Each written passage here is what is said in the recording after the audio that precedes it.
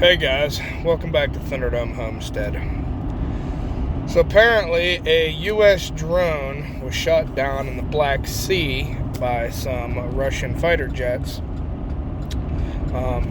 It isn't known at this point in time who was in control of the drone, whether it was us or the Ukrainians.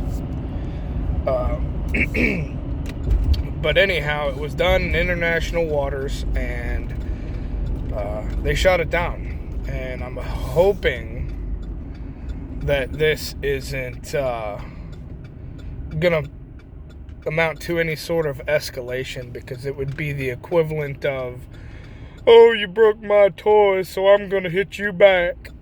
Because no one was killed. It was an unmanned drone. But we'll see, Who knows if this is going to amount to anything, or they're going to use this for whatever purpose. So hopefully not, but something to be aware of. Anyhow, hopefully you guys got something out of this. If you did, like, share, and subscribe, and I'll talk to you later.